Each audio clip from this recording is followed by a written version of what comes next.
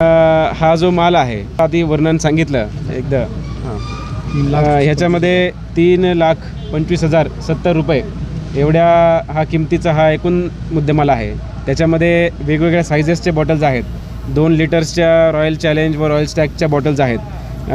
Royal स्टॅगच्या 44, royal चॅलेंजच्या 9 bottles आहेत। बरोबर 375 mlच्या royal stag, royal challenge, McDowell ह्या कंपनीच्या बॉटल्स आहेत आणि 180 mlच्या Romanov vodka, royal challenge, royal stag यांच्या बॉटल्स आहेत।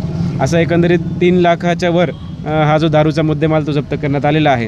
ह्याच्यावरती ओनली सोल्ड इन गोवा असं काही बॉटल्सवरती लिहिलेलं आहे। तर संशय असंही आहे की गोवा राज्यातून ह्या बॉटल्स आणलेल्या असावा।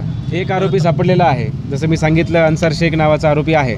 तो पुळूस गावात त्याच्या घराच्या आवारामध्ये हे सगळी मालमत्ता सापडली आहे। अजून त्या आरोपीकडून चौकशी करून गुन्हा दाखल झालेलाच आहे आणि चौकशी करून इतर कोणी या गुन्ह्यामध्ये सहभाग आहे, कोणी ते कोणते वाहन वापरलं होतं, कुठून तो माल आला होता, कुठे स्टोअर केला होता, हे सगळ्या चौकशीमध्ये आणि तपासामध्ये निष्पन्न होईल।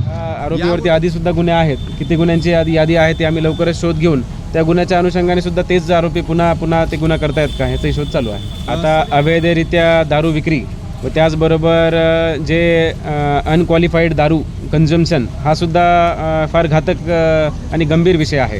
येत्याच मागच्या महिन्यामध्ये पुणे या ठिकाणी हातभट्टीची दारू पिऊन काही व्यक्तींचा मृत्यू झाला होता आणि त्यामुळे ही जी काही अवैधरित्या अनऑथराईज सेंटरमधून जे दारू खरेदी करणं आहे, कन्झ्युम करणं आहे, त्यामध्ये खूप जास्त रिस्क फॅक्टर असोसिएट असतो आणि आषाढी वारीमध्ये लाखो भाविक या पंढरपूर नगरीमध्ये, पंढरपूर तालुक्यामध्ये येत असतात आणि त्यांना अशा प्रकारचे जे काही मद्य असेल किंवा जे काही अडल्टर्ड आणि चुकीच्या पद्धतीची जे मिश्रण केलेली दारू आहे ती जर त्यांना कन्झ्युम करण्यात आली तर खूप मोठा धोका निर्माण होऊ शकतो। त्याच अनुषंगाने कारवाई करण्यात आली आहे।